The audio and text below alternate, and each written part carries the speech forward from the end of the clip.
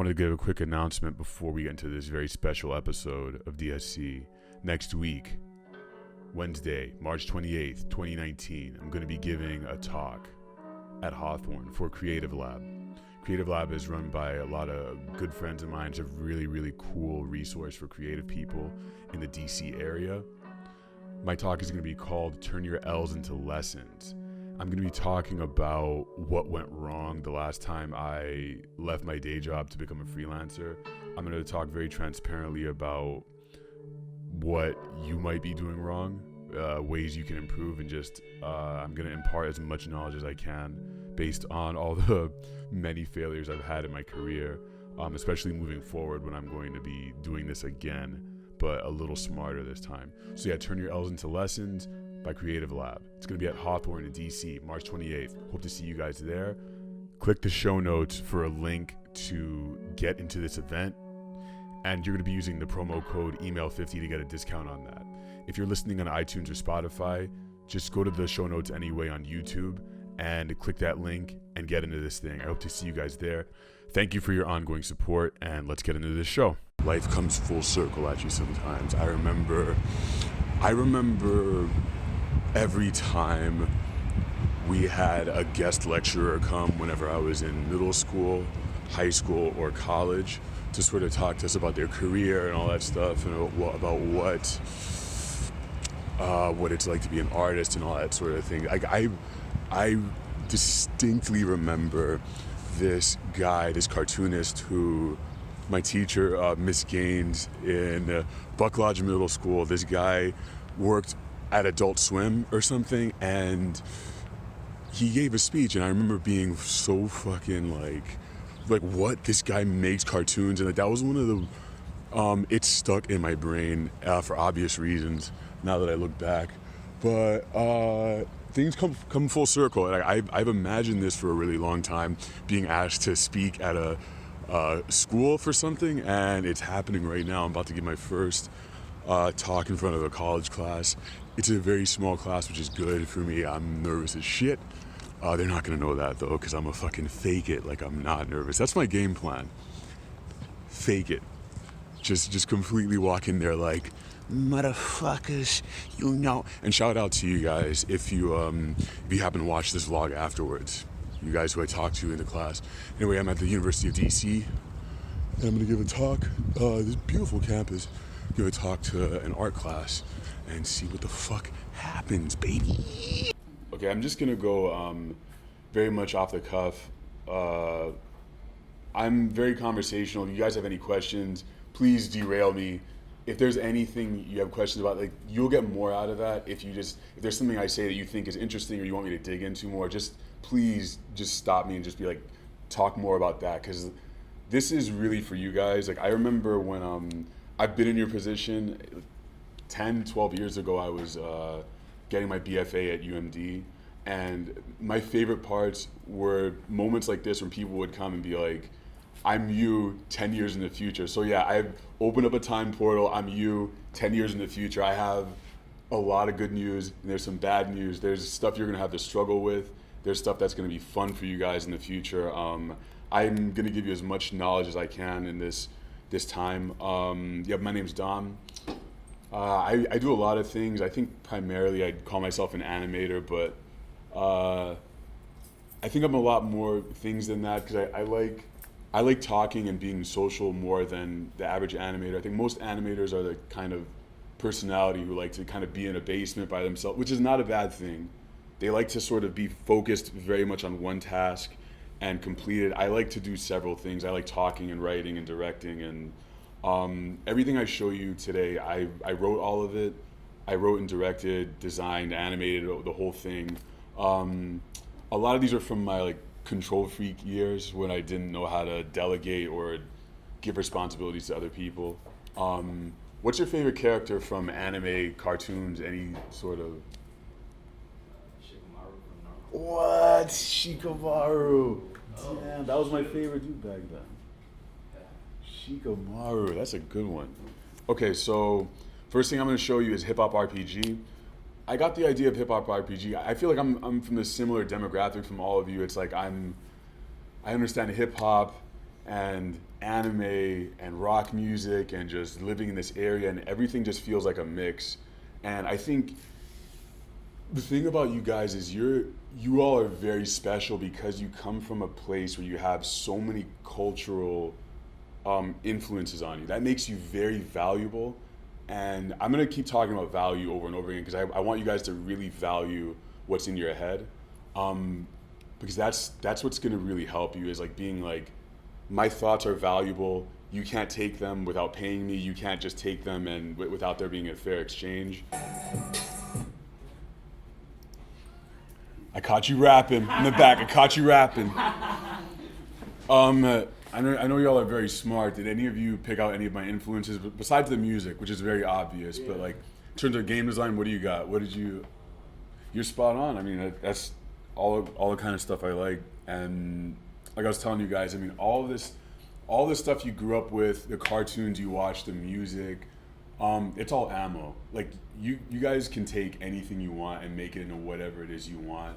You want to make an anime about a hip hop person who is, I don't know, whatever that idea is in your head where like, this thing hasn't existed, but I wish it did. You have to chase that thing, and that's going to be the thing that resonates the most with people. Like I said to Frida, I haven't watched that in about 4 years, so it's very bizarre seeing that and just remembering how it was. Yeah, his golf playing socks. That took me like 4 months to make. Each of those episodes took me 4 months to make. I was in my room, very unhealthy. I wasn't talking to my friends. I was obsessed with this thing. What was that? It is, but it wasn't good for my mental health. Like looking back on it, like I'm glad it exists, but now I would make it a lot smarter. I have a production team about 4 or 5 people, and like they help me with editing and animation and all that stuff now. What else did I have on my agenda? Does anyone have questions? What made me want to do this? What made me want to spend like 4 months locked in my bedroom? It was that desire to chase a feeling. I think I was like 23.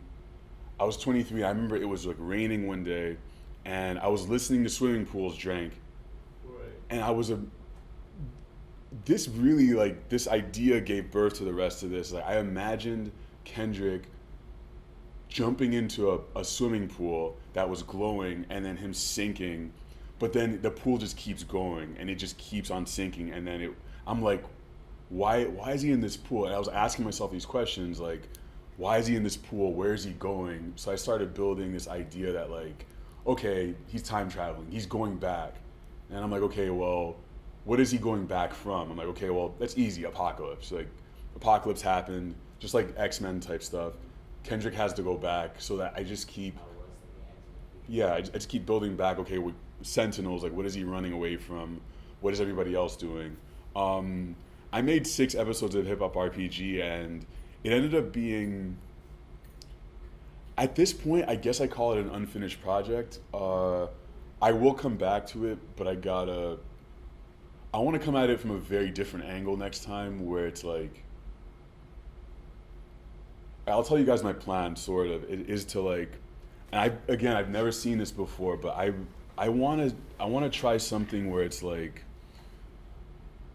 different social media platforms are giving bite-sized pieces of the story, because it's like, I have all these characters, and I want to, you watch Game of Thrones? Yes. You know how like, one of the genius things about what George R.R. Martin did is like, he just splits people up, and he'll have them split away from each other for years, and they eventually all come back to the middle. So I'm like, well, what if Kendrick was living on Twitter and Gambino's on IG and someone else is on YouTube, and they're all fighting different characters and stuff, but they eventually converge in the middle. I don't have an answer yet about what that will look like, but I've been thinking about that. I guess this is something I wanted to get back to, which was like, when I was 23 or 24, I wasn't really focused on how my art could sustain me, like making money from it, which is, I mean, that's the dirty thing that no one wants to talk about, but it's very important. And this was not easy to monetize, and it's still not. Well, with my future plan, it'll be more easy to monetize, but that's something that y'all will have to think about, unfortunately, which is like, you can have these great ideas and everything, but you'll also want to save like 20% of your brain power to be like, how do I sell this to people? How do I get money back from it? And how do I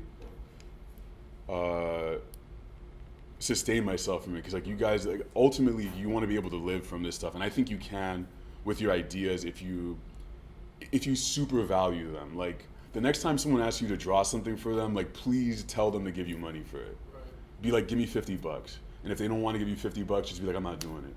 Because I'm sure your friends are asking you for stuff. They're asking you to make them animations, logos, and all that stuff. But if you do it for free, that means your art is worth free.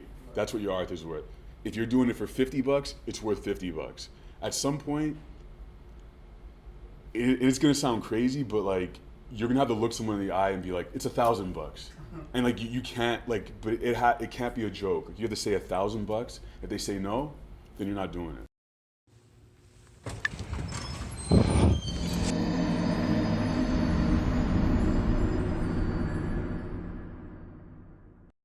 All right, it's time for an assignment.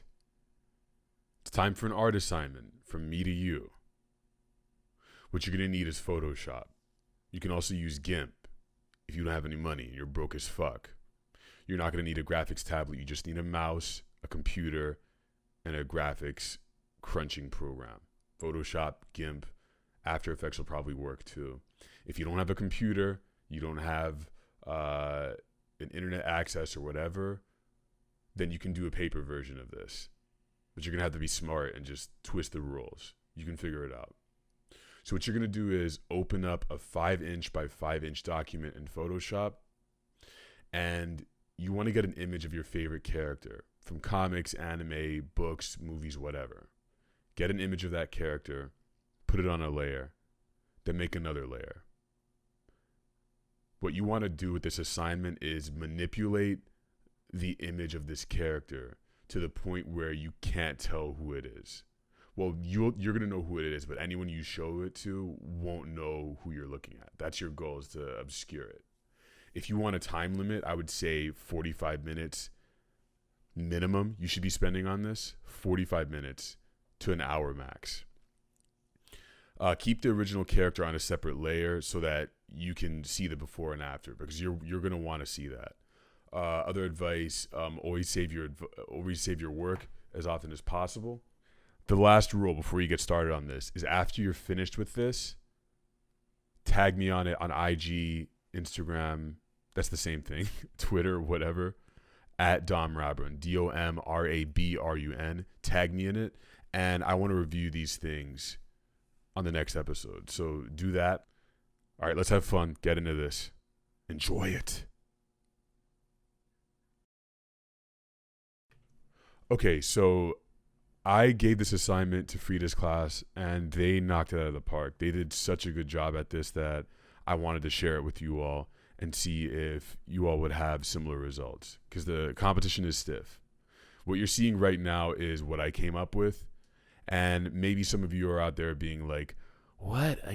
But I noticed Mugen and Mega Man clearly. I mean, and Piccolo as well. I mean, he clearly didn't follow his own assignment. Shut the fuck up. All right, that's my response to you. Yeah, I obscured a bunch of characters in this. Those backgrounds you see were made out of, I think, Cyclops, Jean Grey is in there, Peter Griffin, Mega Man Mugen, Spike, Shikamaru. Those are the obvious ones. I think there's another one in there. Sailor Moon is in here. I doubt any of you would be able to figure that out, and that was the goal. The obvious ones are kind of just like icing on the cake, just like little sprinkles you put on the top. It's like a little garnish for your plate there. But this is a really fun assignment. I would love to know what you guys think about this, and if you guys want more assignments. I'm passionate about you guys coming out of this show. Whenever you watch one of these, I would love for you to have something in your hands that you made. If I could be the catalyst for that, I'd be very happy with it. So please, in the comments, let me know what you think about it. What are the kind of things you guys want to know about? Do you want to know how to animate? Do you want to know about color theory? What do you want to know? What would actually help you get out there and make more shit? All right, I want to thank you guys for watching. I want to remind you guys that we're sponsored by our donations. Go to patreon.com/valet. Sign up on there. There are original sketches. There are behind the scenes blogs and vlogs. We have audio content. We have long form content that you won't see on the podcast because this is short on purpose because I know all of you are fucking ADD. But if you want longer form content, it's on patreon.com. A lot of other cool shit too. And more cool shit to come. Thank you guys for watching, and I'll see you on the next fucking episode.